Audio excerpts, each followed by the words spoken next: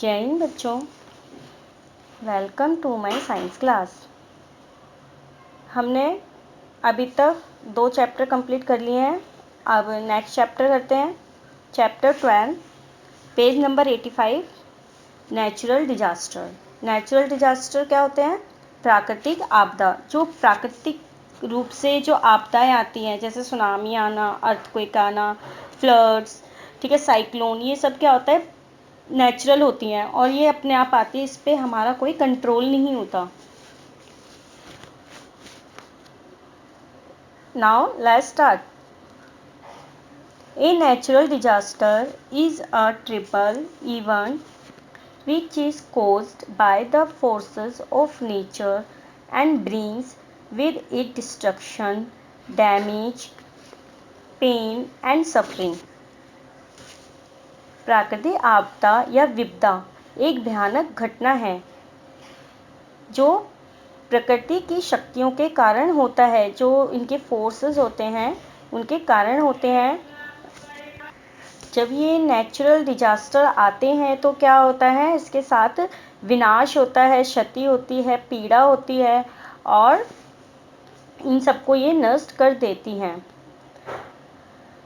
Earthquake, cyclone, floods, drought and tsunami etcetera. Earthquake भूकंप, cyclone चक्रवात, floods बाढ़, drought सूखा एंड सुनामी, ये सब सामान्य प्राकृतिक आपदा हैं, नेचुरल डिजास्टर्स हैं।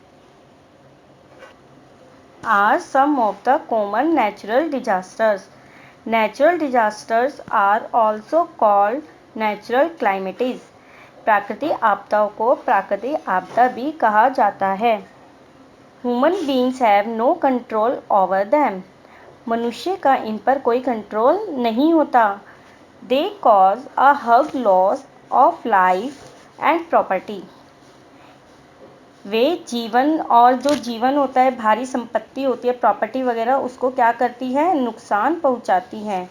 Let us take a close look at some natural disaster. आइए हम कुछ प्राकृतिक आपदाओं और इन पे अर्थक्वेक्स मीन्स भूकंप। ए सडन शेकिंग और trembling of earth is called an earthquake. पृथ्वी के अचानक हिलने या कांपने को भूकंप कहा जाता है। Let us see how it occurs. हम देखते हैं ये कैसे होता है, मतलब मीन्स भूकंप कैसे आता है और किस किस चीज़ों को क्षति पहुंचती है, हम ये चीज़ पढ़ेंगे। The earth has 3 layers. Earth की कितनी लेयर्स होती हैं? 3 लेयर्स होती हैं। कौन कौन सी? Crust, mantle and core.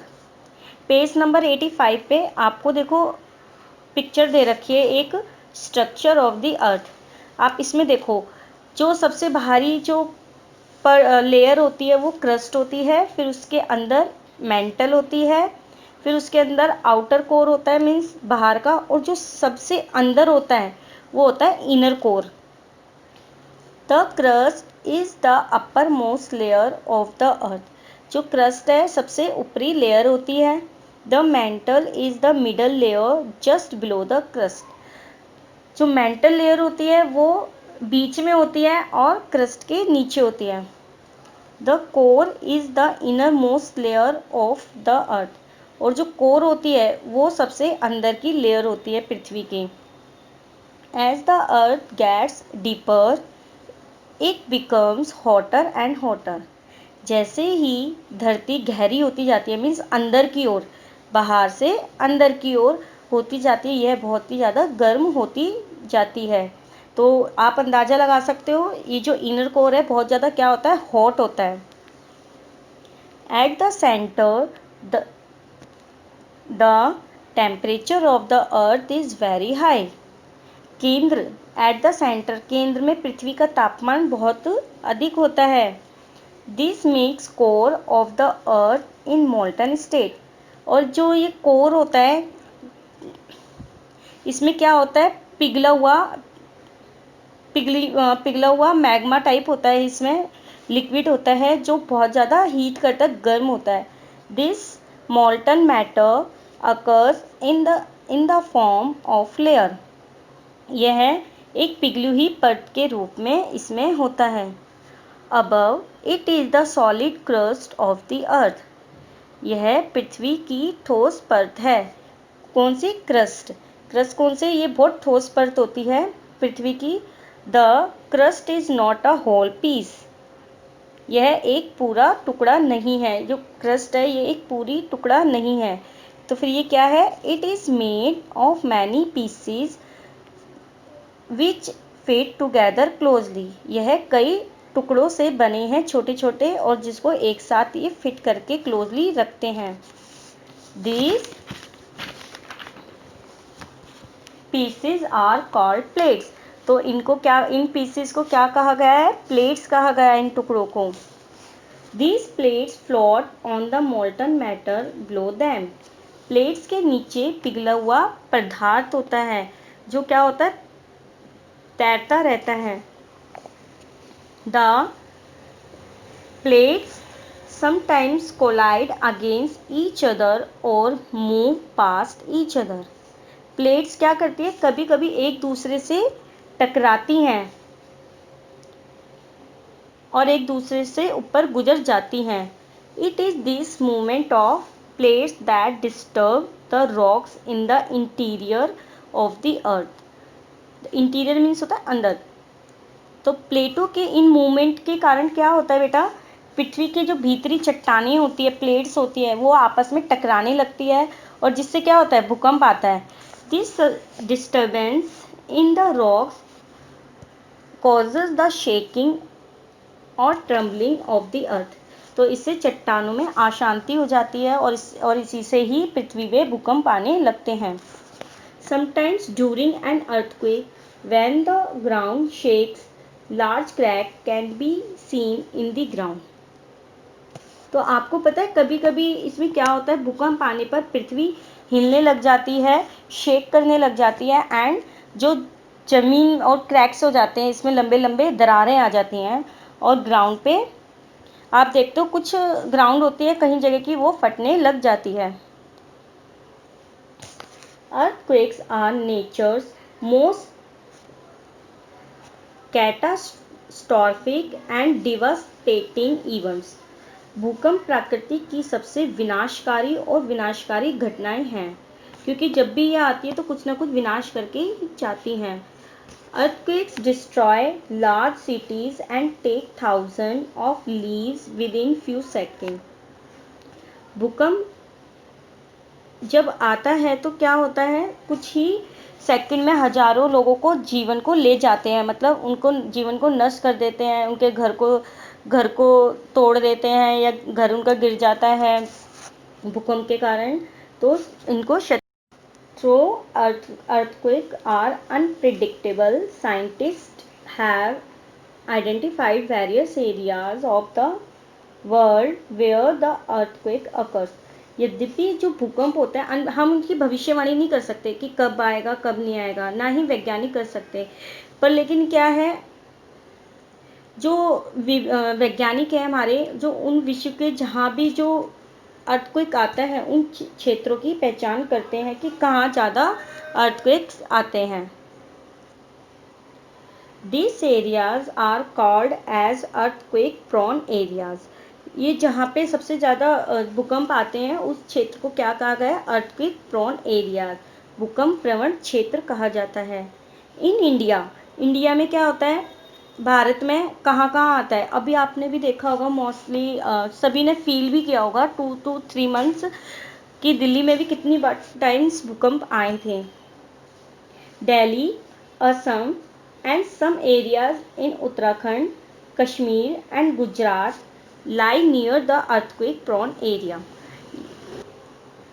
Bharat में दिल्ली, असम, उत्तराखंड और गुजरात के कुछ क्षेत्र और कश्मीर, ये सब जो एरिया है वो कहाँ पे नियर पड़ता है? किसके? अर्थक्वेक प्रोन एरिया कहा जाता है। In Japan earthquakes occurs frequently, Japan में भूकंप अक्सर आते रहते हैं। That is why people in Japan build houses of would and light materials. तो बेटा आपको पता है अक्सर यही का कि यही कारण है कि जो जापान के लोग हैं उनके घर लकड़ी के बने होते हैं, हल्के होते हैं, और जो घर के अंदर सामान रखते हैं वो भी हल्के सामान रखते हैं। The intensity of an earthquake is measured by an instrument called seismograph. अब बेटा आप सोचोगे कि देखो, जब भूकंप आता है तो हमें कैसे पता चलता है कि कितना मतलब कितना भूकंप आया है, कितने लेवल का आया है। तो एक यंत्र होता है, एक इंस्ट्रूमेंट होता है, आपने 4th क्लास में अपनी जीके की बुक में भी पढ़ा है। तो इसके जो इंस्ट्रूमेंट होता है इसको क्या कहा गया है, सिस्मोग्राफ कहते हैं। भूकंप की तीव्रता को भूकंप मापी यंत्र द्वारा मापा जाता है, और जब ये मापा जाता है it is major on the Richter scale, और ये रिक्टर स्केल पर मेज़र करते हैं और फिर आपको बताते हैं कि इतना 2.3 आया और 4.6 आया, ऐसे। The starting point of an earthquake below the ground is called hypocenter. Earthquake जहाँ से शुरू होता है, स्टार्ट होता है, उस जमीन को हाइपोसेंटर कहा जाता है। The point on the surface directly above the hypocenter is called the epicenter. बेटा देखो, जो जहाँ अर्थक्वेक आता है उसके जो नीचे का जो एरिया होता है, जब प्लेट्स हिलती है तो जस्ट बिल्कुल इसके ऊपर जो ऊपरी परत होती है, बिल्कुल पॉइंट बिंदु पर ऊपर, उसको क्या कहा गया है, एपिसेंटर कहा जाता है। The earthquakes are the strongest at the epicentre and become gradually weaker further away. भूकंपों का अधिक केंद्र अधिक मजबूत होता है, जहाँ से ये निकलते हैं क्या होता है, बहुत ज़्यादा स्ट्रॉन्ग होते हैं। बट अगर जो चीज़ जहाँ से निकल जाती है तो वहाँ वो क्या हो जाती है, वो चीज़ कमज़ोर होती जाती है धीरे धीरे। The earthquake that killed the most people in India was the one that hit Bhuj and Ahmedabad in Gujarat on January 26, 2001. बेटा आपको पता है, जब 26 जनवरी 2001 में एक भूकंप आया था भारत में, वहाँ पे बहुत ज़्यादा, और जब क्या सेलिब्रेट कर रहे थे, रिपब्लिक डे सेलिब्रेट कर रहे थे उस टाइम पे, तो वहाँ पर बहुत तेज़ी से भूकंप आया था और काफ़ी लोगों का नुकसान हुआ था, काफ़ी लोग मर गए थे, और जो प्रॉपर्टीज़ वगैरह उनको भी नुकसान हुआ था। When we were celebrating our 51st Republic day, जब 51st रिपब्लिक डे सेलिब्रेट कर रहे थे तो क्या हुआ था, it claimed the leaves of 20,000 people and destroy properties.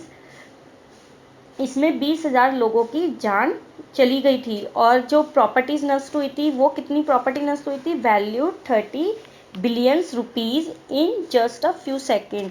तो कुछ ही फ्यू सेकेंड में देखो 20,000 पीपल की जान चली गई थी, और 30 बिलियंस रुपीज़ की, मतलब बिलियंस मीन्स अरब, 30 अरब्स की या बिलियंस की प्रॉपर्टीज़ को नुकसान हुआ था। वहाँ पूरी तरह से नष्ट हो गया था सब कुछ।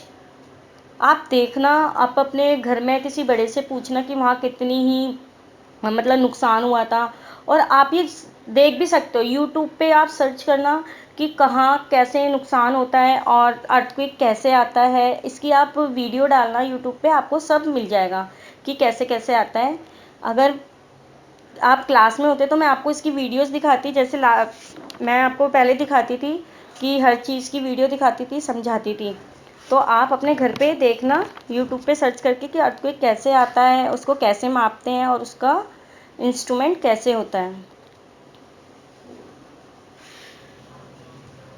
और आगे का चैप्टर हम कल स्टार्ट